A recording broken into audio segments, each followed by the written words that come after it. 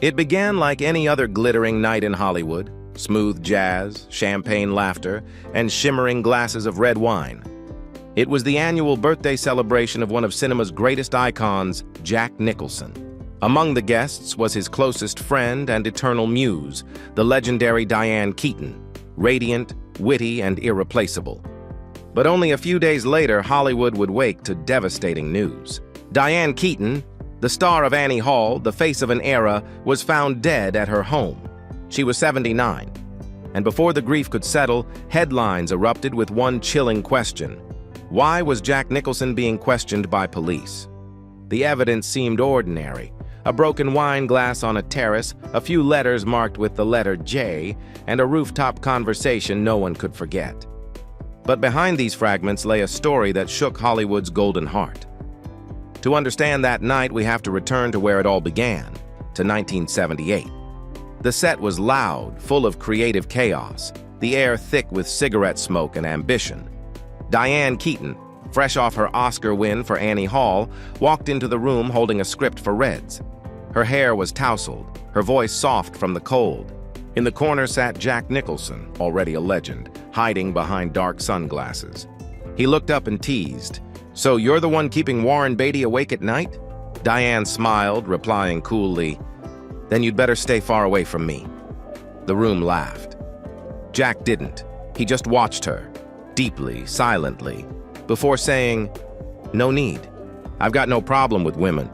They both laughed then, and in that laughter, something unspoken was born. Not love, not lust, but an invisible thread connecting two souls who seemed to recognize each other from another lifetime.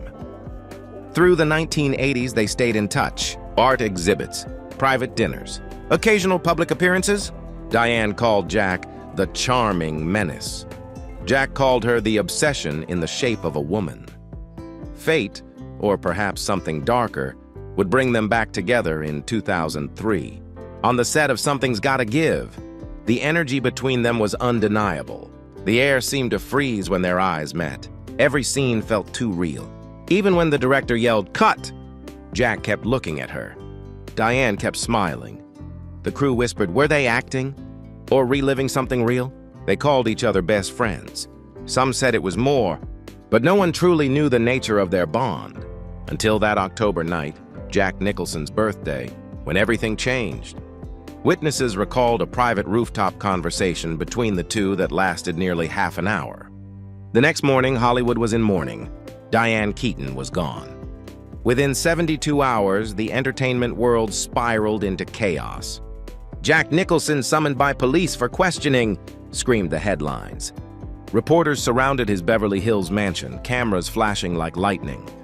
Though authorities quickly stated there were no signs of foul play, they added one curious line: "We still need to confirm the timeline of events before Miss Keaton's death." That was all it took to turn grief into suspicion. When Jack arrived at the police station, there were no lawyers, no guards, just an aging legend in a dark suit and sunglasses, his face drawn with sorrow. Inside the interrogation room, the detective asked calmly, "Tell us what happened that night."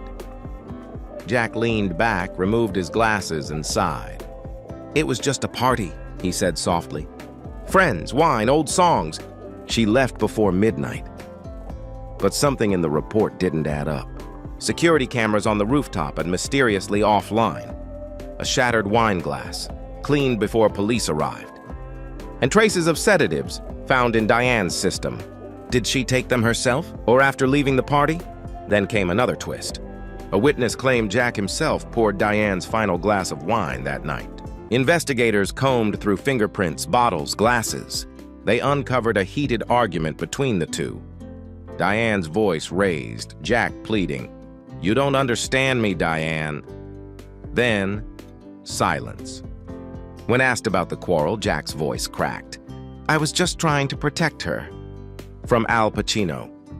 He explained she'd been receiving calls and letters from Pacino, her ex-lover, and feared he was resurfacing.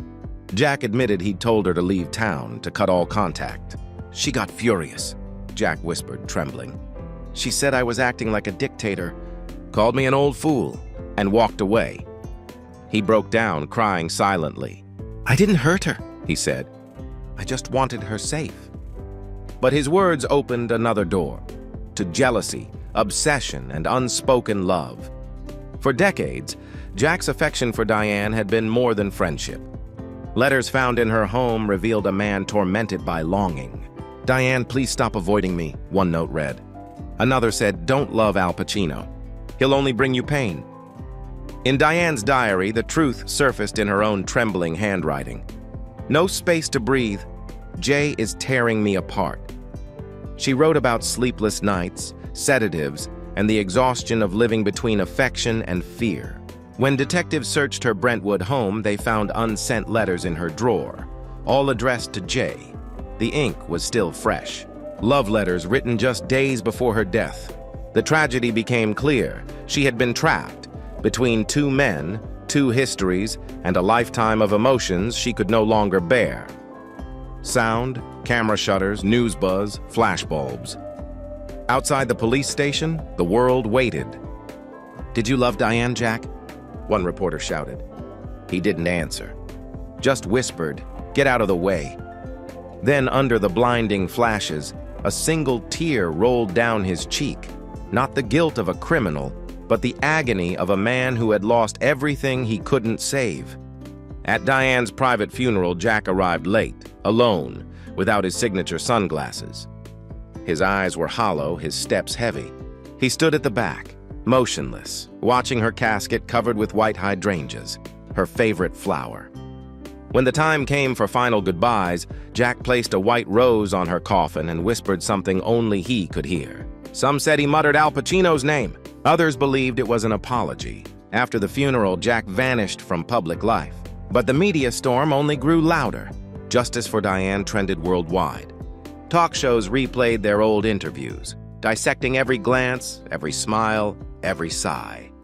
A viral clip showing Diane's cold stare at Jack during a press junket became the public's favorite piece of evidence. Police reopened their search. The rooftop was sealed. New tests were ordered. "Broken glass photo reveals hidden link," screamed the news banners. One analyst said, "This isn't just about two actors. It's about how love and guilt can destroy even the brightest stars." Meanwhile, those close to Jack said he couldn't sleep. "He told me once," a friend revealed, "she was the best part of my life and I couldn't keep her." Weeks passed, but the world refused to let go. One night, a photographer captured Jack standing alone in his yard, gray hair, dark robe, glass of red wine in hand. The image went viral. A legend swallowed by shadows, staring into the night as if still talking to her.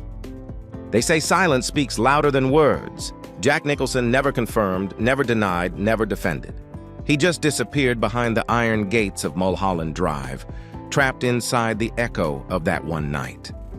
A friend later told a magazine, maybe he didn't break the law, but he knows what really happened, and that truth, it's what's killing him. Today, the investigation remains open, but the real verdict, the one that matters, began the moment Diane Keaton walked off that rooftop. Hollywood still replays their films, their laughter, their chemistry, searching for signs of what went wrong. Because in Hollywood, every legend burns twice, once in glory and again in tragedy. Behind the glamour, beneath the lights, Hollywood hides its darkest truth. Fame doesn't heal loneliness, it feeds it. Each smile on the red carpet is painted over cracks no one wants to see. Actors learn to cry on cue. They master how to shine, even when their souls are fading.